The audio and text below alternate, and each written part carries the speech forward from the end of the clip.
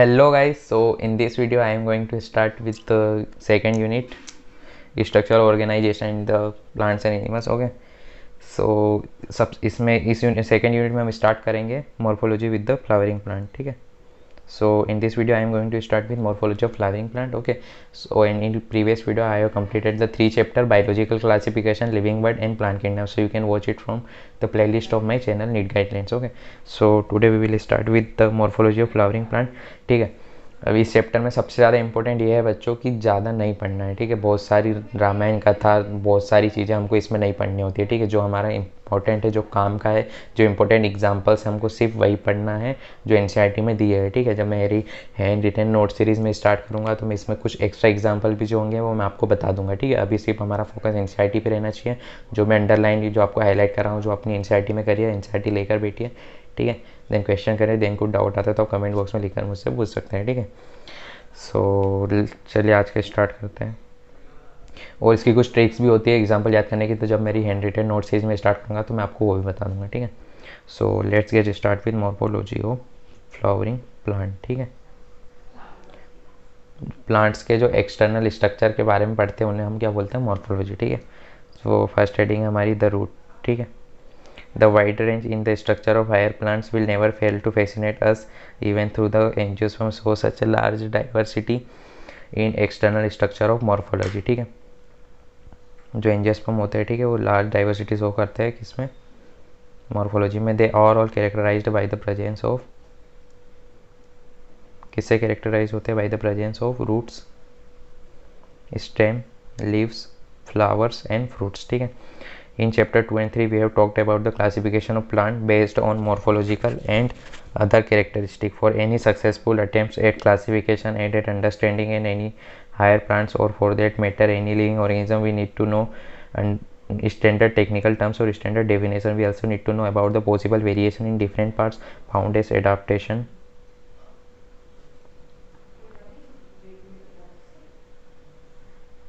to plant to their environment, adaptation to various habitat for protection, climbing, storage, etc. If you pull out any wood, you will see that all of them have roots. अगर आप किसी भी wheat को जब आप उखाड़ोगे, ठीक है, तो उसमें आप देखोगे कि उसमें बहुत सारी रूट्स होती है, स्टेम होती है एंड लीव्स प्रेजेंट होती है. ठीक है. They may be bearing flowers and fruit, या तो उसमें फ्लावर होंगे या फ्रूट्स भी हो सकते हैं. The underground part of the flowering plant is the root system. ठीक है. Suppose it is a flower one plant, तो इसका जो अंडरग्राउंड वाला पार्ट रहेगा इसको हम क्या बोलेंगे, रूट्स. ठीक है. This is called the roots. ठीक है. और जो अंडरग्राउंड में नहीं होगा, जो ऊपर होगा, उसको हम क्या बोलेंगे, stem.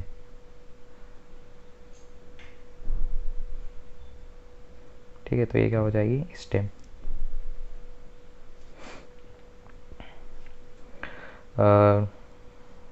The underground part of the flowering plant is the root system, while the portion above the ground which is from the shoot system. ठीक है. इसको हम बोलेंगे रूट सिस्टम. ठीक है. इस पे रूट ऐसे, उसमें स्टेम, इसलिए क्या बोलेंगे हम, शूट सिस्टम.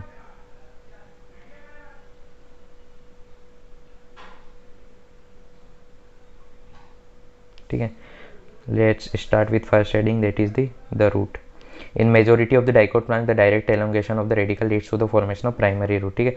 बहुत सारे डाइकोट प्लांट होती है, उनमें कौन सी रूट प्रेजेंट होती है, हमारी टेप रूट. ठीक है. टेप रूट क्या होती है, जो रेडिकल से डायरेक्ट जिसका एलोंग निकलती है उसे हम क्या बोलते हैं, टेप रूट. और जो अदर रेडिकल से निकल के फिर नीचे नीचे तक फैलते जाती है, जिसमें सेकेंडरी पोर्शन भी होता है उसका, तो उसकी को हम क्या बोलते हैं, टेप रूट. और जो सिर्फ एक ही जगह पे कांस्टेंट रह जाती है, जो आगे तक बढ़ती नहीं, उसे हम बोलते हैं फाइब्रस रूट. ठीक है. और अदर देन रेडिकल से निकलती है कोई सी रूट, तो उसे हम क्या बोलते हैं, एडवेंटिशियस रूट. ठीक है. तो the tap root which is arise from the radical and spread over the feet, and the fibrous root which is arise from the also a radical but not spread out a greater feet, but constantly it is a conside in a one place. Okay, so it is called a fibrous root, and when the roots arise from other than radicals by any part of the plants, then that root is called adventitious root. ठीक है. उस root को हम क्या बोलेंगे, adventitious root. ठीक है. In majority of the dicot plants,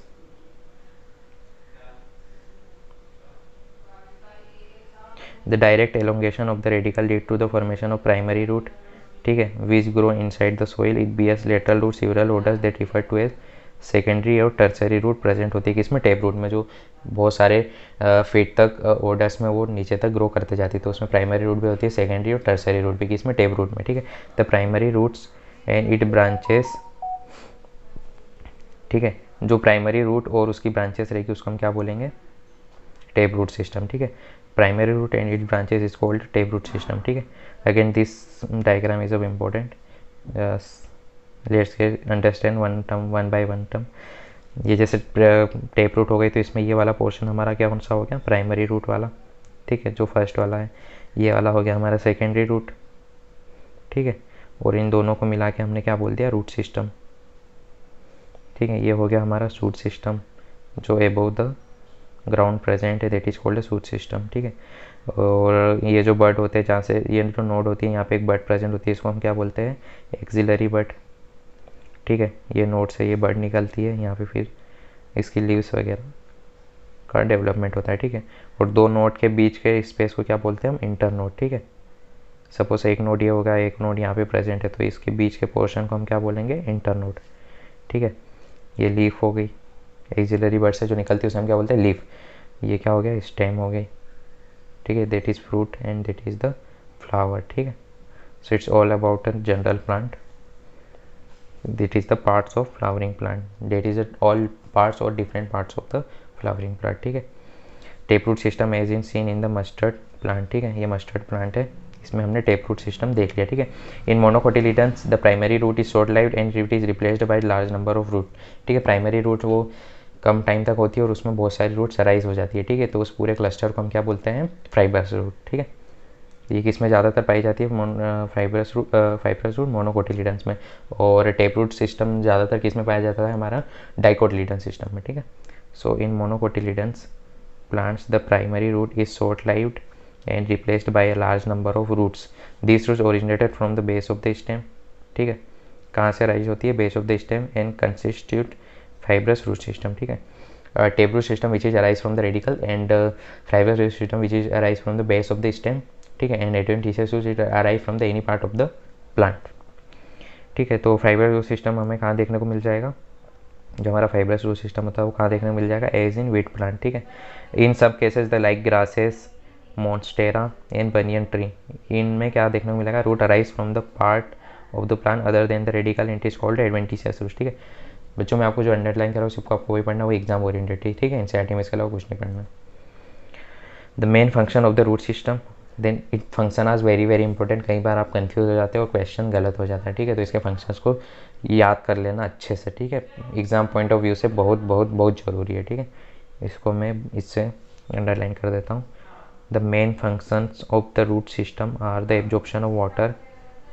ठीक है, एब्जॉर्प्शन ऑफ वाटर के लिए काम आता है मिनरल्स फ्रॉम द सोइल। ठीक है, providing a proper anchorage to the plant part.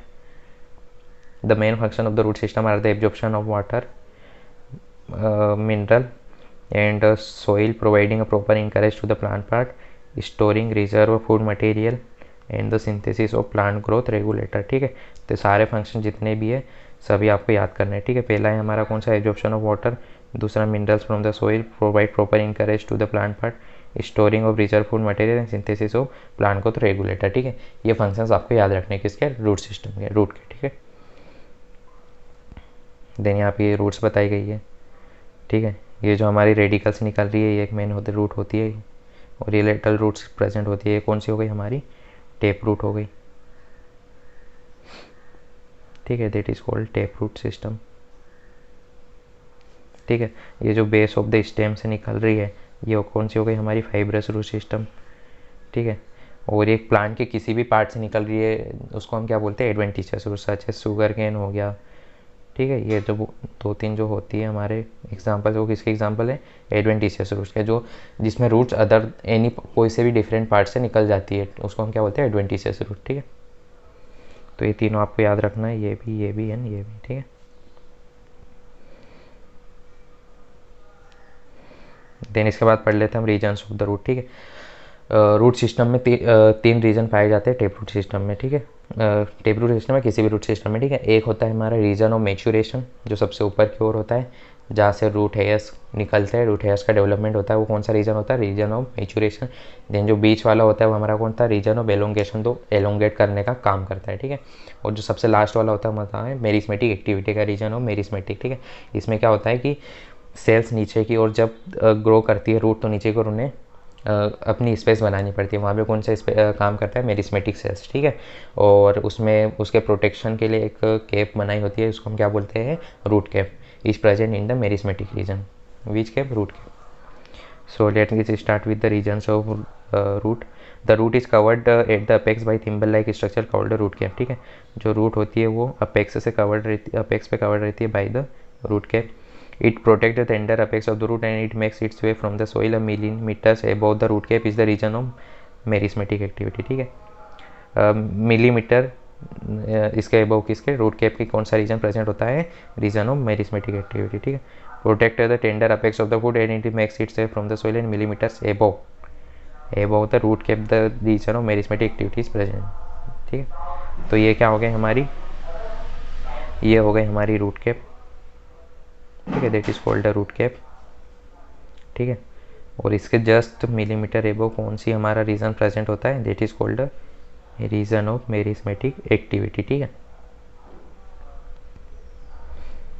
The cells of this regions are very small, ठीक है। इसके जो सेल्स होते हैं वो काफ़ी ज़्यादा स्मॉल होते हैं, वेरी स्मॉल, थिन वॉल्ड, पतले पतले वॉल के होते हैं, थिन वॉल्ड होते हैं, एंड विद डेंस प्रोटोप्लाज्म, इसमें डेंस प्रोटोप्लाज्म प्रेजेंट होता है, किसमें, रीजन्स ऑफ मेरिस्मेटिक एक्टिविटी में। Again it is very very important, exam में आपसे पूछ लिया जाएगा कि जो डेंस प्रोटोप्लाज्म होता है वो कौन से रीजन में प्रेजेंट होता है, तो आपको याद रखना है कि इसमें रीजन्स ऑफ मेरिस्मेटिक एक्टिविटी, ठीक है।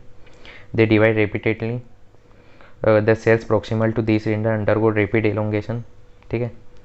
प्रोक्सिमल इसके प्रेजेंट जो होती है वो कौन सा होता है, रीजन ऑफ एलोंगेशन, जिसमें रैपिड एलोंगेशन होते रहता है, ठीक है। Elongation and the enlargement are responsible for the growth of the root in length, ठीक है। रीजन ऑफ एलोंगेशन किसके लिए रिस्पॉन्सिबल होता है, for the growth of the root in their length, this region is called the region of elongation, ठीक है। Again it is a very very important region, you have to remember it, ठीक है। तो यहाँ पे हम देख लेते हैं, तो ये देखिए, ठीक है। रीजन ऑफ मेरिस्मेटिक एक्टिविटी और रीजन ऑफ मैचुरेशन के बीच में जो रीजन प्रेजेंट होता है उसको हमने क्या बोल दिया, रीजन ऑफ एलोंगेशन, ठीक है। And this are responsible for the growth of root in their length, ठीक है। तो it's all about the region of elongation. The cells of the elongation zone gradually differentiated and mature, ठीक है। Hence this zone is proximal to this region of elongation is called region of maturation, ठीक है।